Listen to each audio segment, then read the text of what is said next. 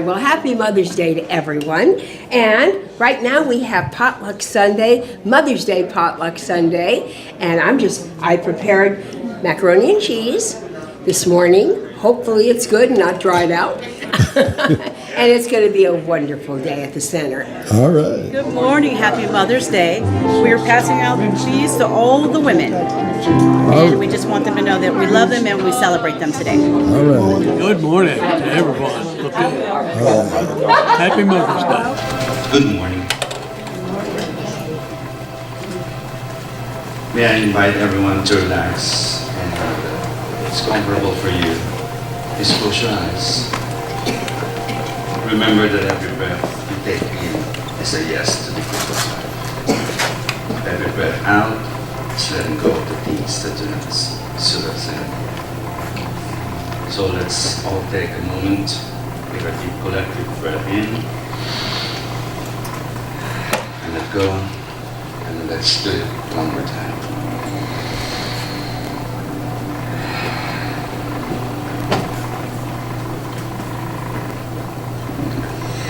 How can we honor the feminine energy today, either within our own mother or the women and men who have provided us with mothering, or from Mother Nature herself? Let us take this time to center ourselves as we reflect on motherly devotion, patience, and compassion within and all around ourselves as we enrich this world beyond measure.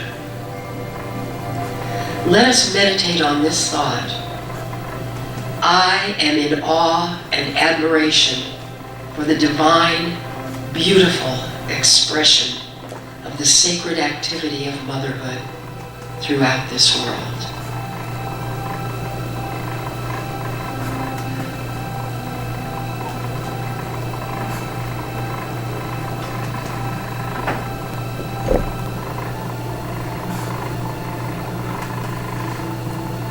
I am relaxed and still, knowing I am in the most loving, peaceful, sacred space cuddled in my mother's arms. Today I am saying yes to my true source, recognizing and allowing the power in, through, and around me to live, to create, to do good, to heal, to prosper, and to love.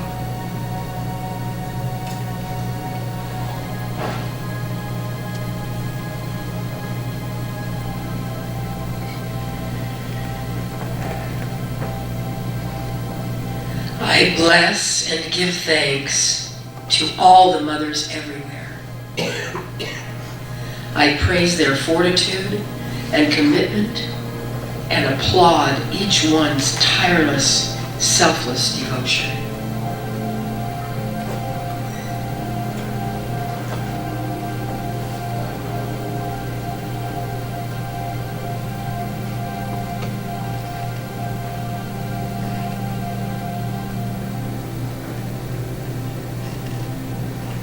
I am centered and aligned in the perfect spot where God is.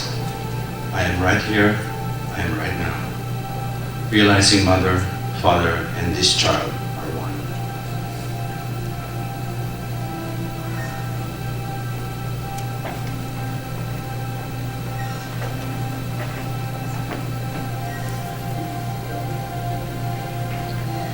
So, as we bring our attention back to this space, let us remember that nurturing and caring for another living being is a sacred activity.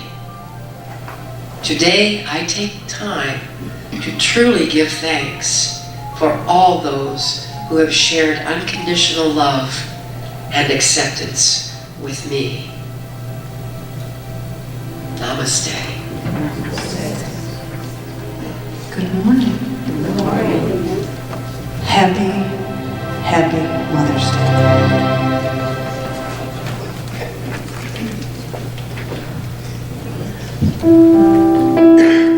I think this song is perfect because this is how I felt always with my mom, how she made me feel all the time.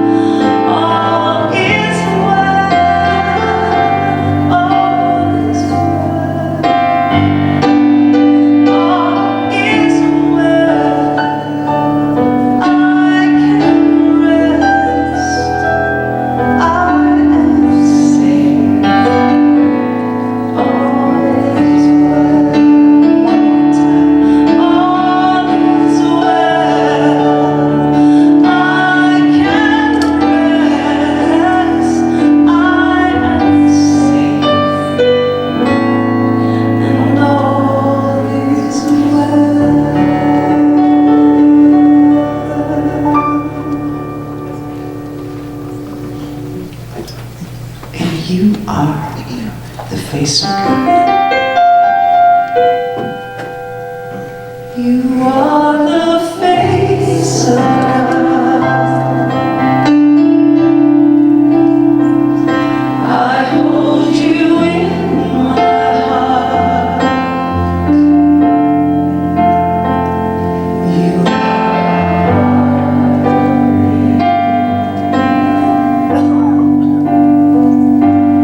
are the face of God. How pretty. You don't even need me. You are the face of God. I get a little choked. I hold you in my heart, yes. You are my family.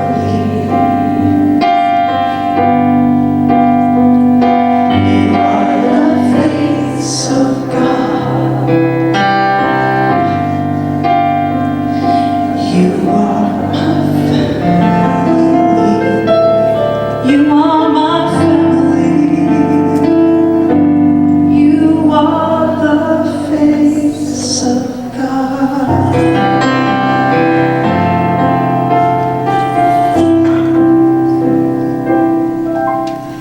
I invite you to gently close your eyes, your physical eyes, as you open your inner eye that goes within where life is.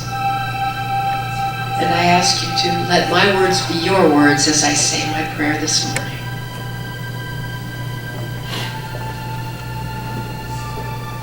I know there is only one presence and one power,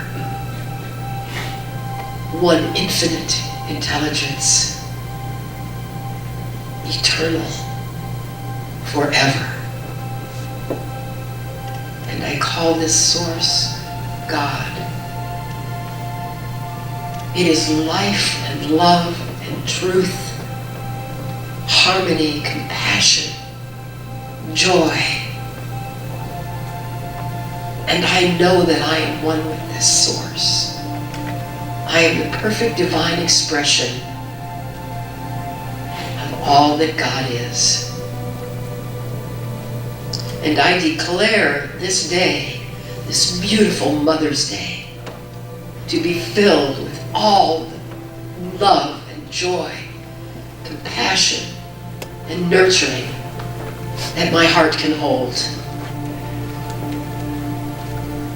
I know that I will express everything that I need to express today so that anyone that hears the sound of my voice or feels the touch or even connects with my thought just knows the Divine Spirit is guiding me, in me, through me, as me. I am so grateful for this thought and to know that all I need to do is just go within whenever anything comes to me that is not what I want to see. I simply pull from the depths of my heart and my spirit and my soul everything that I know to be true. And then I know that I can be the highest and best of anything I could ever hope to be. I am so grateful for this thought and for everything that goes on in this service today. I am so blessed to be here on this Mother's Day with everyone that I love so dearly.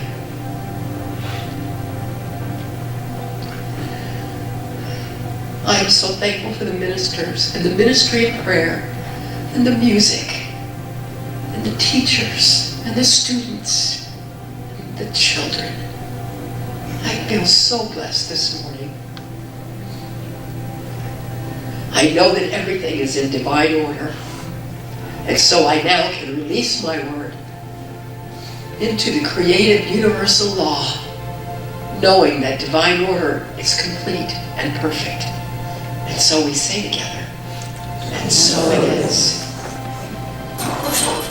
Thank you, Kitty. Happy Mother's Day, Kitty. I get all verklempt. It's Mother's Day. We love our mommies. I love my mommy. I love her.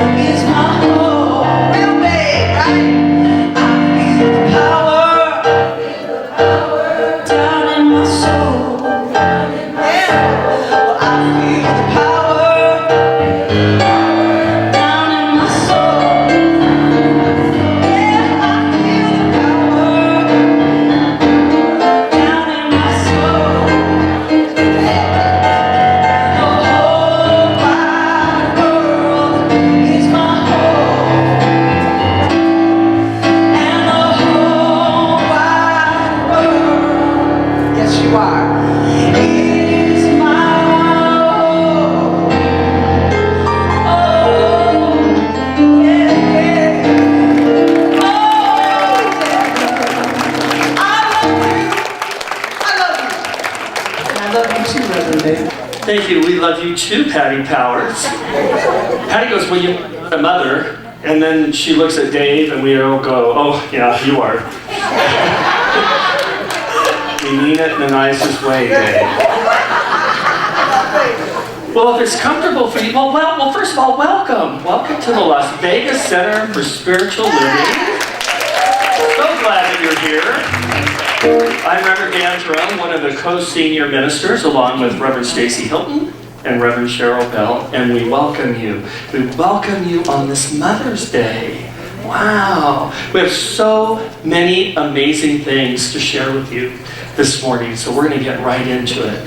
If it's comfortable for you to do so, if you'd like to stand and put your hand over your heart and repeat with me, God bless America and the rest of the world. And so let's kick off this Mother's Day with reaching out to those that are next to you. Welcome them, hug them.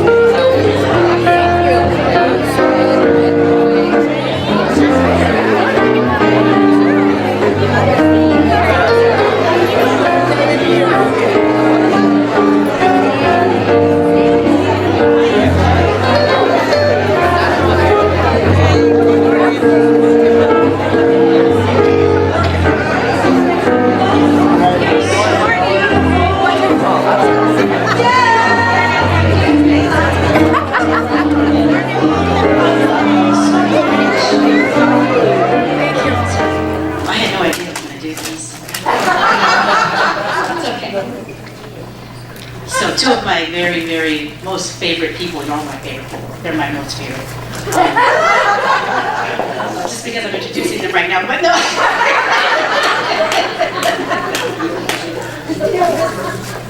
Two of my very most favorite women in the world.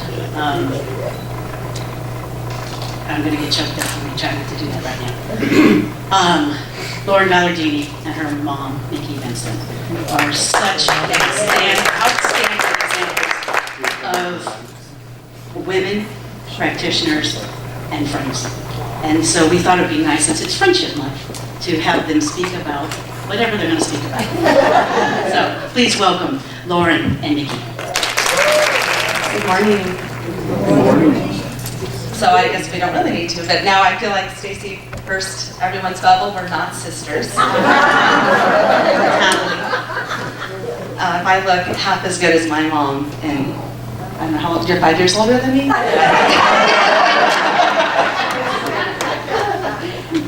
So we wanted to share our story, and it was really fun to put together. And I think if those of you that have met us might think that we've always been this close and it's always been this great. And we didn't always look or act this way toward one another.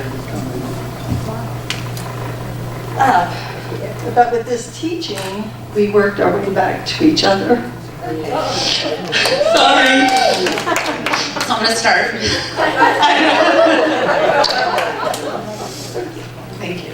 Okay, so I'm going to start with my story. As a younger adult, and before coming to the center, I thought everyone was entitled to my opinion. And I don't want to hear from my family over there.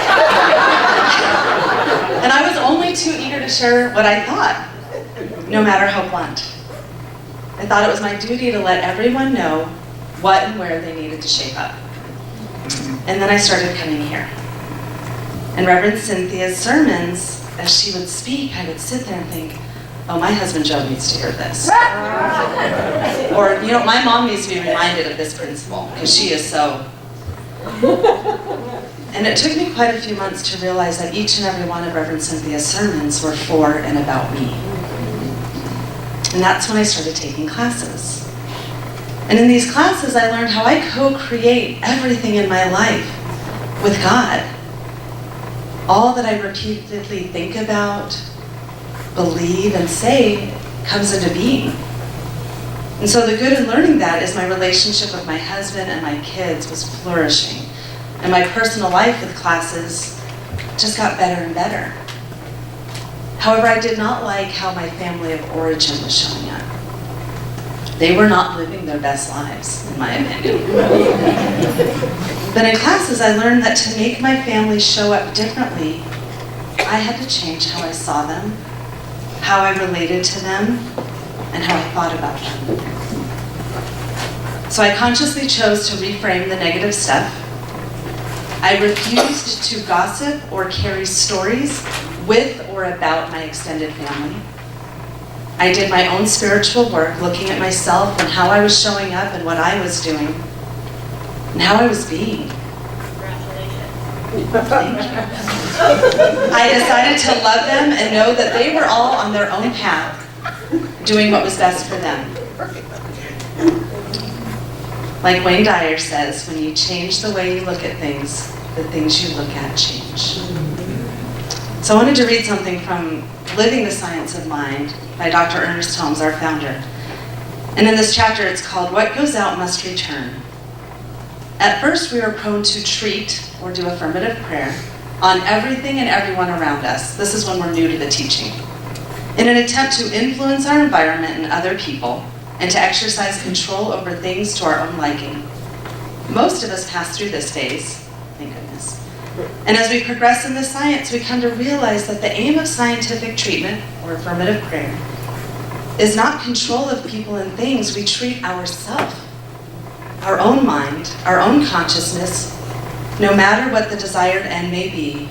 And gradually we learn that, as Emerson said, we must stay at home with the cause. Our thought does not go out to influence persons or things. What it does is readjust our own consciousness, our own thinking, to include a larger and a more harmonious field of action.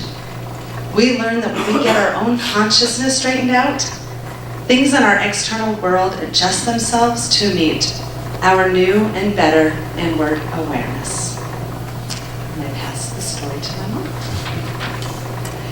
Well, we've come a long way, baby. Wow, what a ride and a journey. The appearance is that we do have this perfect relationship with mother and daughter. That's true now, thank goodness. We've had a very tumultuous relationship over the years, and I am not proud of where I was. And at one point, oh my goodness, I literally walked away from my child and my grandchildren. I was in a very bad place in a marriage that did not support family values or family closeness. I chose my husband at that time over my family and my children. Lauren started taking classes, and he called me after I walked away to give our relationship another opportunity to change. We saw a therapist to help clarify where we were and to resolve some of the pain that we had experienced with each other. The classes of Science of Mind seemed to change our lives. I personally started taking some classes with Lauren's father. He and I had been divorced for 30 plus years. Some of the classmates offered compliments about our ability to look at ex-wives and ex-husbands' experiences in different ways, which gave them an opportunity to make changes in their lives and give some understanding where they were coming from. I continued with my classes, and I noticed my life was changing for the good. My unhealthy relationship was ending. Sidebar, my kids were jumping for joy, including my extended family. Yes.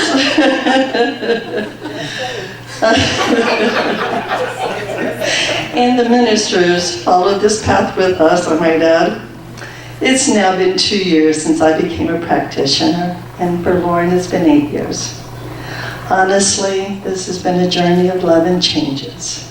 I can say now I am in the healthiest state of mind, consciousness, and loving that I've ever been in. I am proud of the people my daughter and I have become. Spiritually, we are growing, and this time forward together. I wanted to let every parent and child know there's hope. With a lot of love and classwork, living in the consciousness of universal law, and the way it works has changed our lives. Our children and all whom we come in contact with, there's an opportunity for changes and growing love and being united. Lauren and I have found our way back to each other, and I pray that each of you will strive to build better relationships with your loved ones. We are so proud of the work that we've each done, and we see the benefit not only here, but in all of our family extended relationships. So it's an honor to be able to stand here, enjoying the fruit of our labor and love. Happy Mother's Day.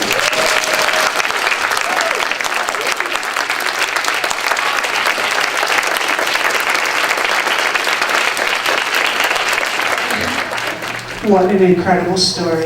It's amazing when you look at these two perfect, beautiful human beings to know that there was any kind of strife or sadness. I'm so happy that it worked out so beautifully. You're incredible ladies. And to continue this incredible legacy. Really, they made it so easy for me today. Lauren's daughter, Megan, who I know that you know, she's grown up here. She's been coming here for almost 14 years now. She's going to be going, she's going to be going off to college. University of Reno, right? Yes. I'm so proud of her. She's going to be going into nursing, I believe. She is perfection. So Lauren, I don't know what you and your gorgeous hubsters did. I don't know how you work that, but she is perfection. And she is also an accomplished musician, which up until this morning, I really did not know that much about. She is a piano teacher, and she has been learning the instrument for the past 15 years or something, crazy, 13 to 15 years. And she is going to perform for us today. What a treat. Please welcome the incredible Megan Ballardini.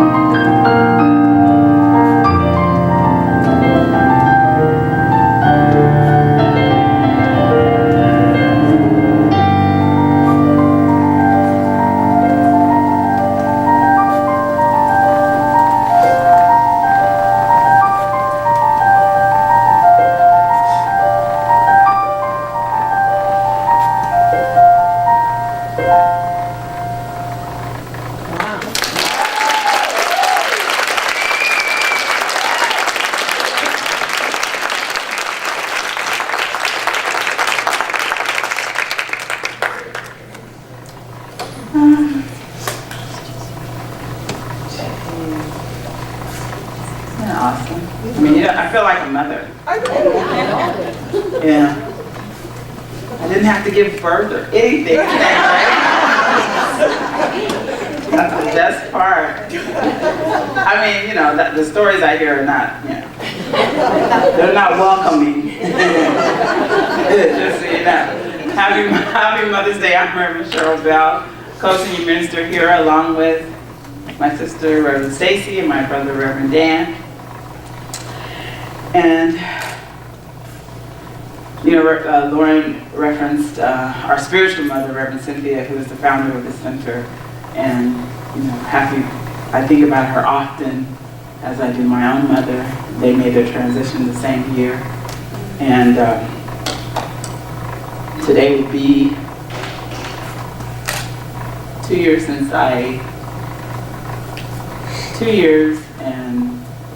some months since I had a seizure 2 years ago on Mother's Day, and I'm knowing that I'm healthy and doing well right now.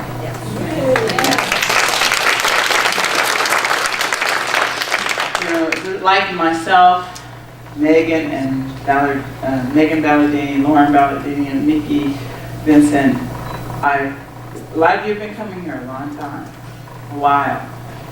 And we celebrated our Sweet 16 last year, 17 years this year. And most of us have been here in this metaphysical, spiritual circles for a while. And you know, we already know that our thoughts create our reality. And that there's a power in the universe for good and we can use it. As our founder, Dr. Ernest Holmes says. You and you alone can design your life. And I know we all know that intellectually.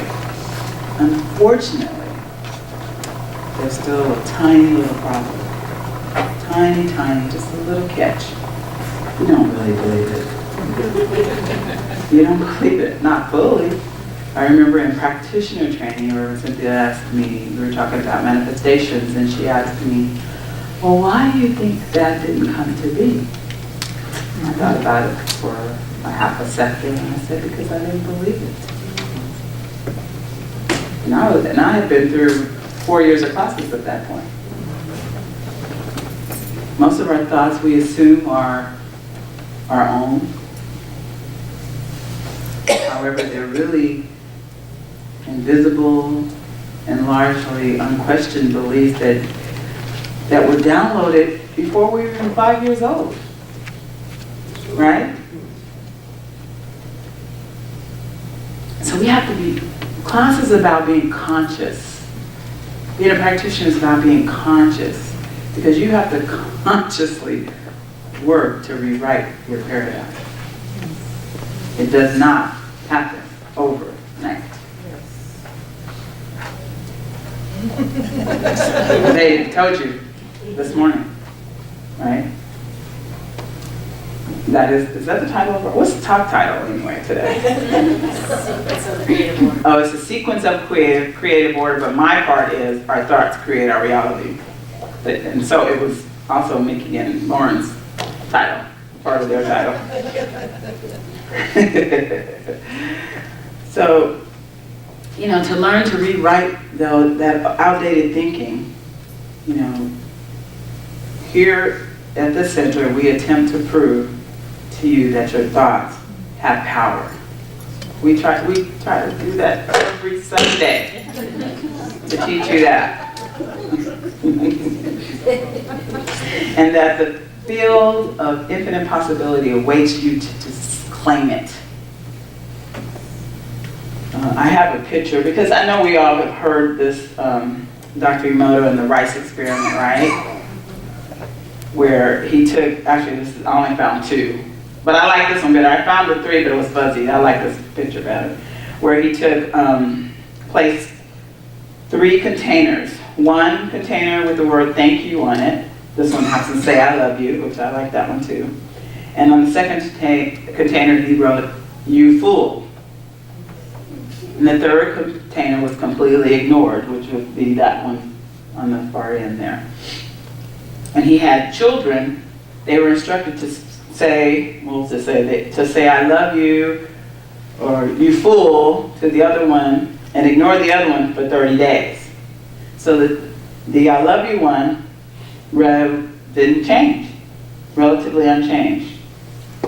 You are a fool, turned black, and the one that was completely ignored started to rot as well.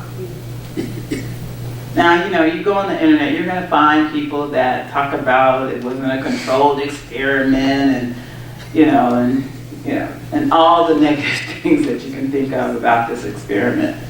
I don't remember, Stacy says I saw What the Bleep, but I don't remember seeing What the Bleep. This is where they spoke about this experiment. Did your mother say I love you every day? Did she say you are a fool every day? I mean, this is just 30 days. What about 18 years or 21 years or however many? Now, I'm going to tell you, to be honest with you, I love you was not something that during my time that we said to one another during growing up. I remember being in my 30s and I would hear my desk partner, she would get off in every conversation with her parents with I love you. And to me that was odd. Because that's not something we did. I mean, it was an unspoken thing. We didn't say those words. I mean, I remember the first time I told my grandmother that I loved her. I said, I love you, grandmother. She said, thank you. Okay? I mean, that's something we started later, and I could tell that it was still not a comfort thing. Now I say it just, as easy as can be. It wasn't that I didn't feel it, it just felt odd to say the words. So what have you been hearing for all these years? It doesn't even have to be your mother, but it could be from anyone. That's why it's up to you to rewrite that for yourself and not necessarily to blame them, but you can certainly work on that relationship if you want to. But you have to also be able to talk to yourself and say, I love you to yourself. To say thank you to yourself and not call yourself a fool. And I mean, this morning I was like, oh, I'm so casual. I'm usually not this casual. And I can't even tell you how many people came up to me. It's like they heard me and said, you look good in pink, or they said nice things. So they rewrote it for me. I didn't have to rewrite it. Dr. Phil, and we started watching Dr. Phil after we became ministers. And so we thought we needed a little help. But anyway, he always says that it takes 1,000 attaboys or attagirls to erase one negative comment. 1,000. That's a lot. To me. I don't know. But I know we have lots of thoughts that go through our heads. So how are you talking to yourself? And I didn't mean this is going to turn into an advertisement for our summer series. And that's not, I didn't mean for it to. But it's happening. It's happening before my eyes. I mean, if you have any hidden judgments about rich people or being wealthy, or your worthiness of accepting prosperity, Stacy and I have a class starting in a couple weeks called The Law of Divine Compensation. If you want to know about different, what is it called? I can't think. Meditation techniques. We have a class starting the first Tuesday in June during the day here at the center. And with Michael Rojas, he'll be showing you different meditation techniques.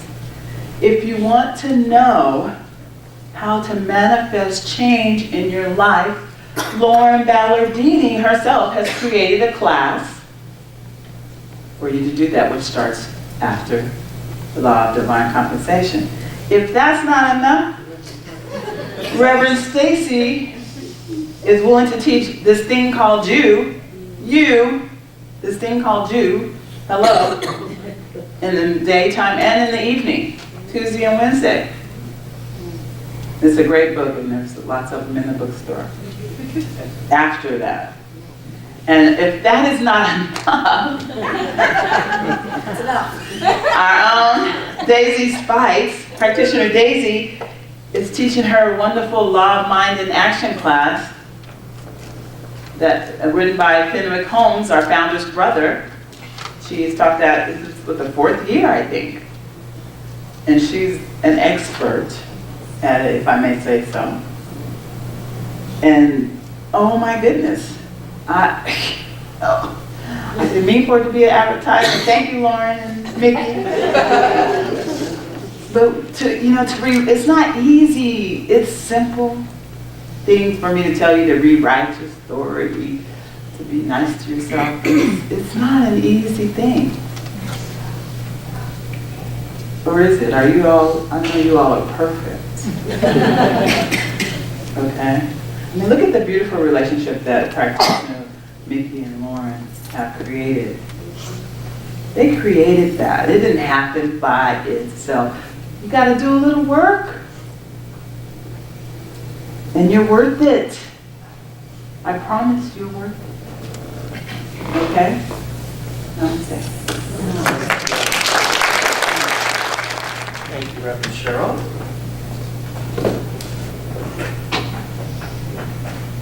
So my part of the talk is the misuse of our words and thoughts is what we call evil or hell. So since it was going to be Mother's Day, I thought I would interview my most favorite mother, which is my mom. And so we sat down and I said, okay, I'm going to interview you. I'm going to be Oprah and you're going to be a celebrity. And she goes, does this mean you're starting to wear women's dresses? I said, no, not yet. So, and she's just not my mom. You know, my mom is my hero and she's my mentor. And so we sat down to start the big interview. And I said, what do you think, what are your thoughts on heaven and hell? And how do you stay so positive? How do you stay so enthusiastic and so engaged in life as you approach 90 years old?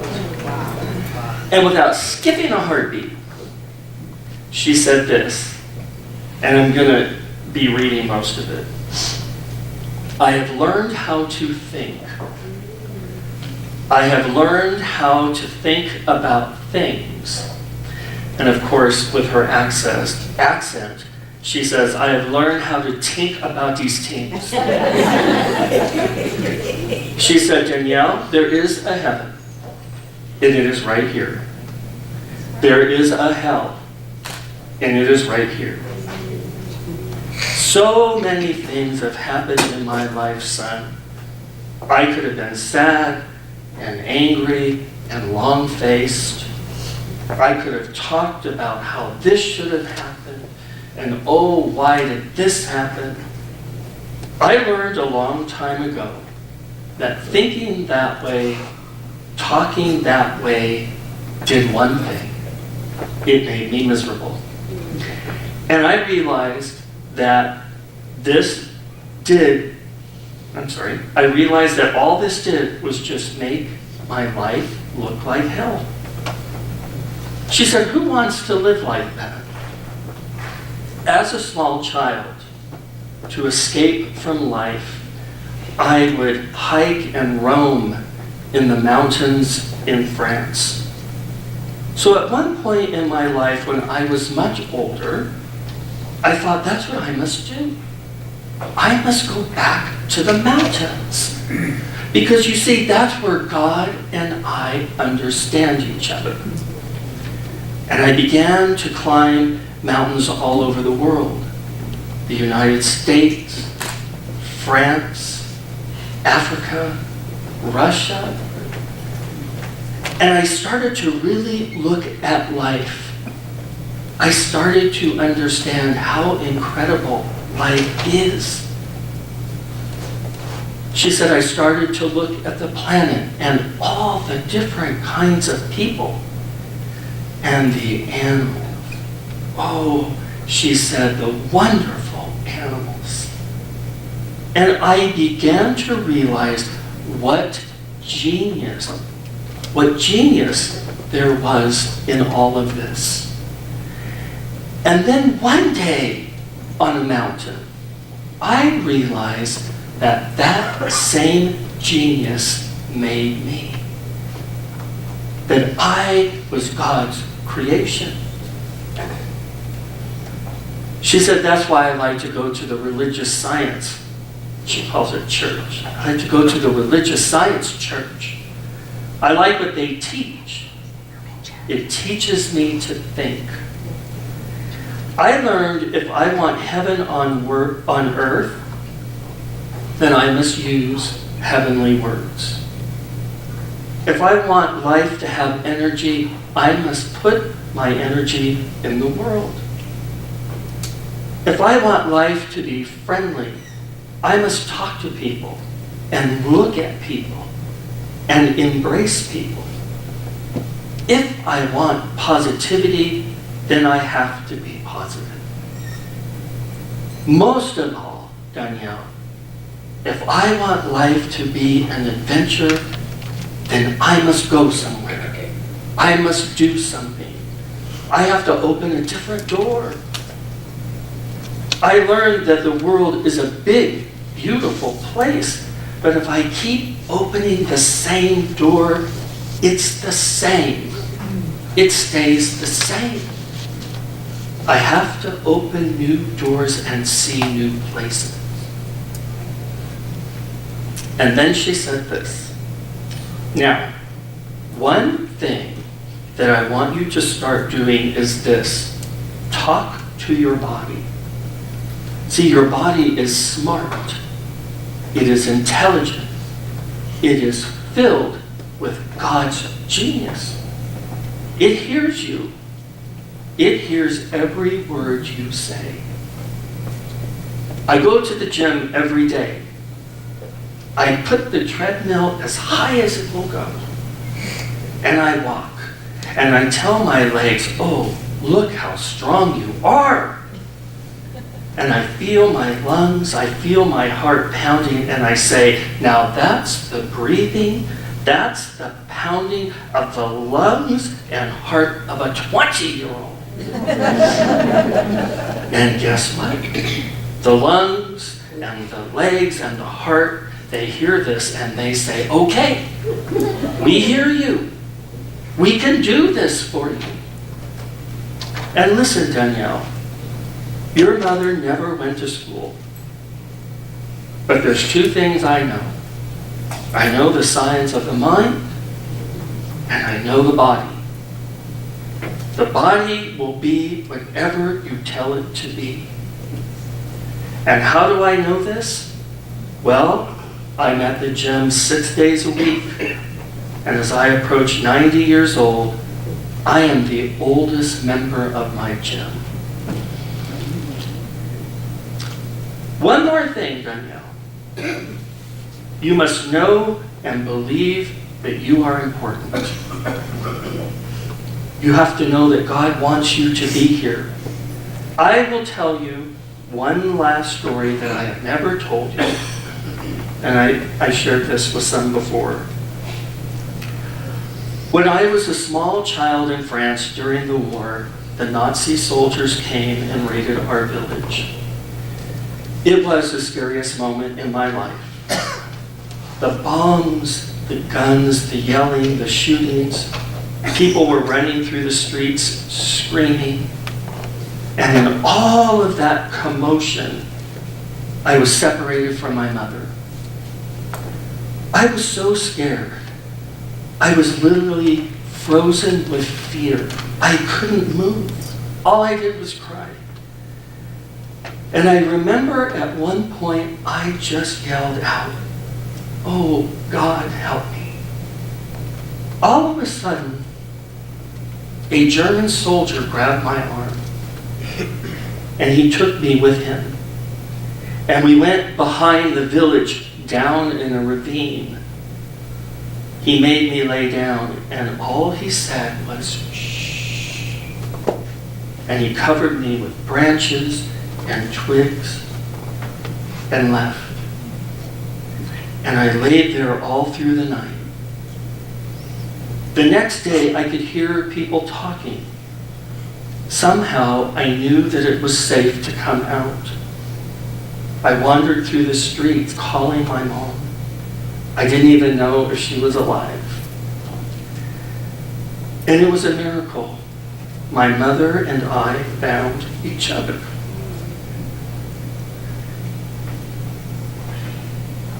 We found out later that there were many young German soldiers that did not believe in the war, but were forced to go to war. Many of them did things like this because many of them knew they would never survive, they would never go home, that they would die very soon. These acts would be the last good things they would do before they left this planet. And so, Danielle, just like me, I know that each person has a time that they can look back and say, God was there. God got me through it. I know that God wants me here. I know that God loves me. And it is important that we never forget those times that God was there. And when we are afraid, and when we are not sure what to do, we have to go back. We have to remember those times. And then we just have to say to ourselves, I know the genius of the universe made me.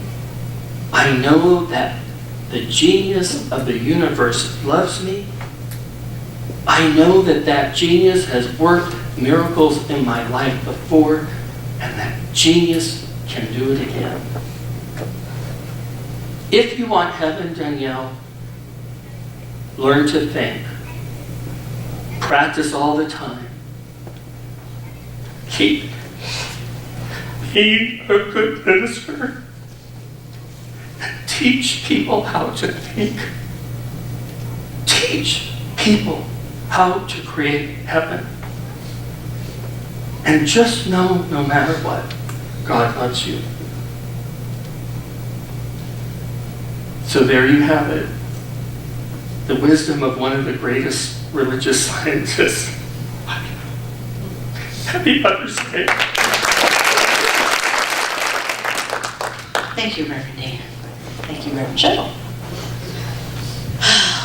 Good morning, everybody, again, and happy Mother's Day again. So my portion of the talk is everything surrounding us is an effect. Everything surrounding us is an effect.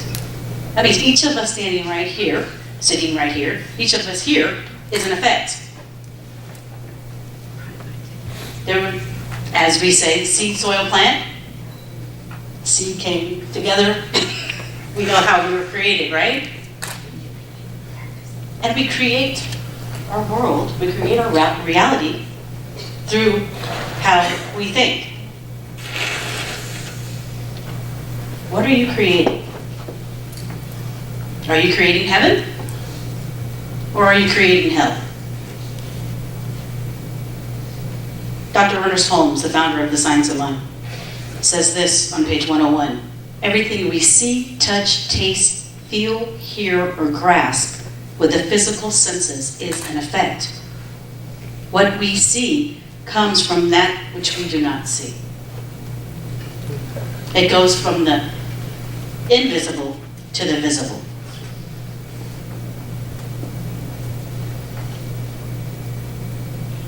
Your mothers are the vehicle through which each of us are here. What an amazing thing.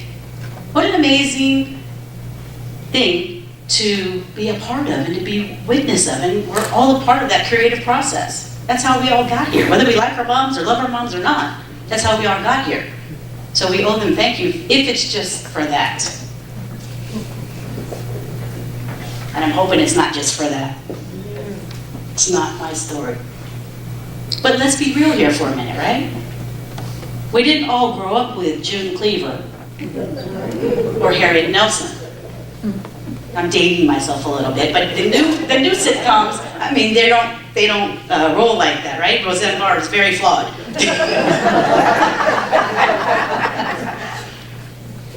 But we can all relate to those flawed characters because I have a flawed mom. Anybody else? Besides Laura? Maybe. Megan actually.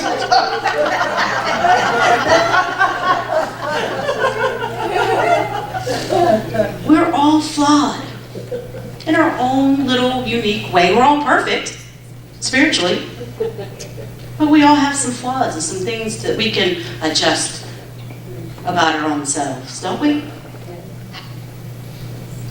I mean, I grew up with a mom who's very strong and independent. A lot of you know my mom. Very strong and independent. And when I think about it, I mean, she had to be, right? She was born in 1944. To be an African American woman at that time was not the easiest time to be around. To be made fun of from everything from the curliness of your hair, the thickness of your nose, your lips, your hips, your butt, all of that stuff, right? It was not an easy time. And now all of that stuff is in vogue, right? Funny how that all works out. We know that now. But you had to teach your daughters how to be strong and independent. You had to, because we wouldn't be here. And so we get made fun of our sass and our swag, but we got that based upon what they felt like they had to teach us. So some of it was fear-based. So some of the behavior that I witnessed that I may not like so much is based upon their stuff. And so I get to pick and choose my stuff that was modeled to me and adjust or readjust at will. It's all good, it's all God. Everybody's doing the best they can, no matter what your circumstance, no matter what your mom did or didn't do. She did her best. I see another mom and daughter right there, Karen and Becky, Brenda, sorry. Becky, I always think of Becky from the class that we had. You know, we all do the best we can. Yesterday would have been my grandmother's 98th birthday. 98. She would have gotten a kick out of a lot of the stuff that's in vogue. She was fiercely, you think my mom's a character? That's a whole different type of character. She was a foodie. We were great friends. She was relevant. She was an educator. She had her master's degree. She taught. She was a principal. And she, obviously, it was not an easy time. It was even less easy time for her, being born in 1920. Strong, independent, fierce. I mean fierce. And she had very little tolerance for certain things. Very little tolerance for people that don't realize their magnificence and that they have a choice to change their circumstances. The fact that she was a black woman at that time did not stop her. And so there were not very many excuses for me. Not very many. And I'm sorry she didn't get to actually physically be here to see that I have come through a lot of that stuff that she didn't get to see and be my own magnificent and stand on my own. But I'm thanking her for what she did do. And I know she's still here. And she unconsciously or consciously passed the baton on to Reverend Cynthia, Reverend Anna, and Dr. Moira. I mean, strong, fiercely independent, intelligent women that still are in my life. Reverend Cynthia's moved on to the next plane, but she's still right here. But I don't have any doubt. But they do such good things. And they have their flaws. And I have to accept them and realize that the effect that has been brought about from me is a choice to take that or not. You know, Lauren and Mickey, they worked on their relationship. It's not a given because you're mom and daughter that you're going to be close. It's not a given. It's not a given that you're going to like your mom. There are days. There are days. And she doesn't like me either. She says to tell you all hello. She was actually going to move here, if you remember, a couple months back, and now has, she's been waiting for an apartment in San Francisco and been on the housing list for 7 years, and she got accepted right after she decided to move here. Strongly and fierce and persistent. That's what she taught me, and that's what she modeled. And I'm so grateful. So, so grateful. So thank you, all you moms and you grandmas and you great-grandmas. You've done good work. And you've continued to do good work. On this plane and the plane, wherever that next plane is. I feel as though we should say that every day as we do to our military. Thank you. For without you, I wouldn't be here. I stand on shoulders of giants. I say that all the time. I don't take that lightly.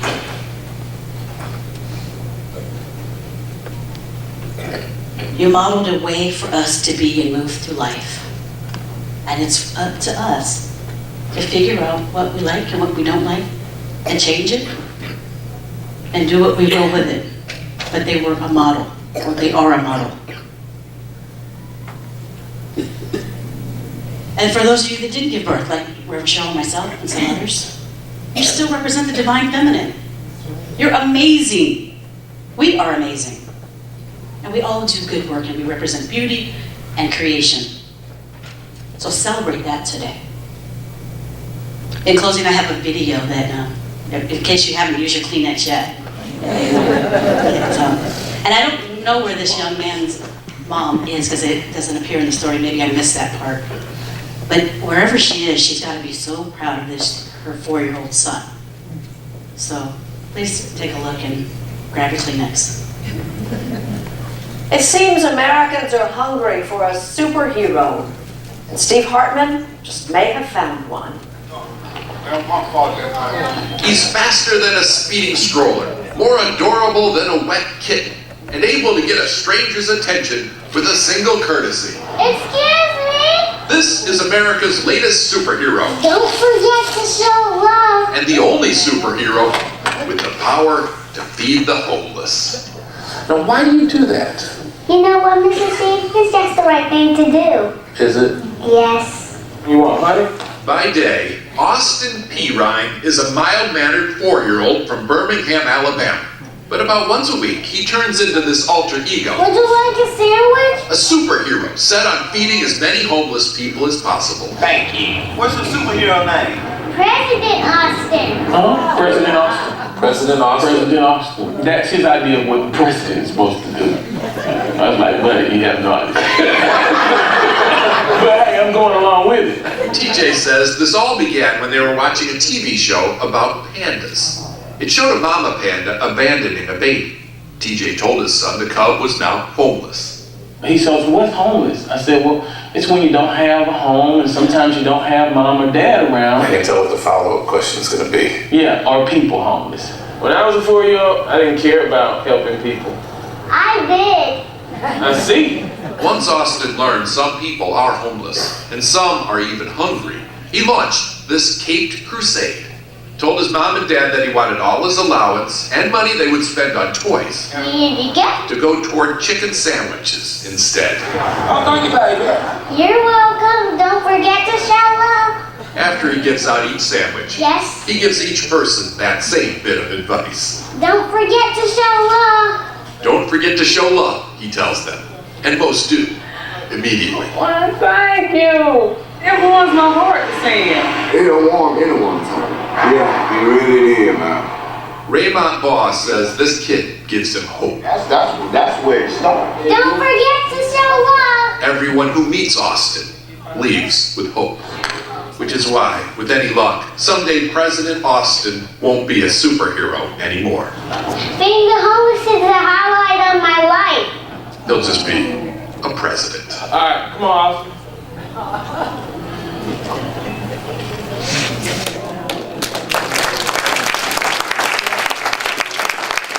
So happy Mother's Day to all of you. Don't forget to show love and be loved. We love you, and so it is. It's about your mom. Well, I love you. Beautiful stories, you guys. Beautiful. I'm so glad I know two of your moms, and you're a mom. Sounds incredible. Works out 6 days a week at 90 years old, huh? Explains a lot. I love you guys. I love all of you. Happy Mother's Day.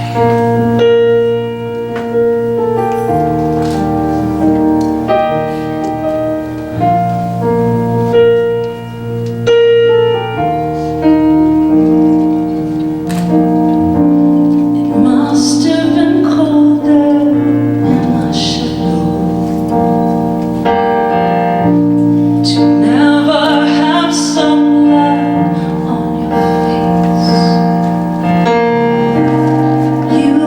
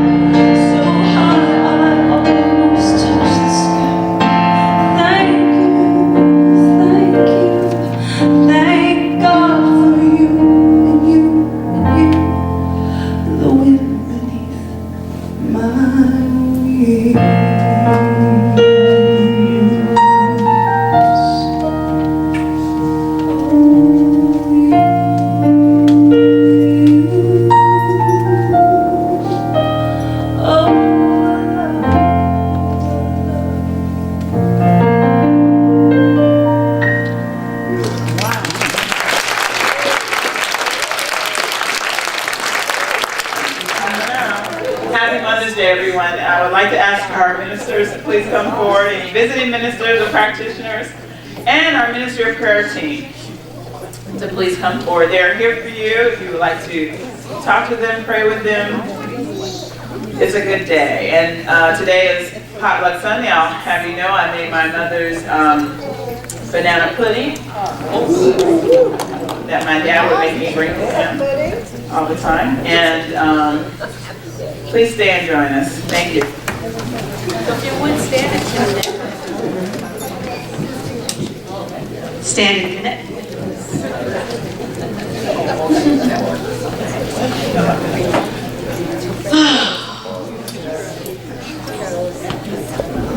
Can I just take a moment and take a deep breath? Feeling all that energy and all that love.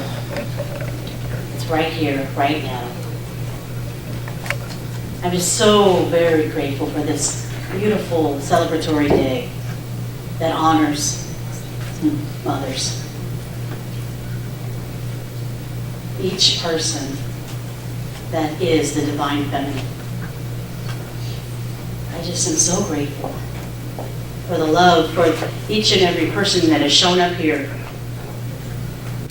For each person to know that we each create our reality through our thoughts. And that we don't have to stay in hell if we are currently there. And that it's all in effect. Which means we can change whatever effect we're in by a thought. It's just that simple. I'm thankful for this and so much more. Thank you, thank you, thank you. And so it is. So it is. Let's sing what we sing.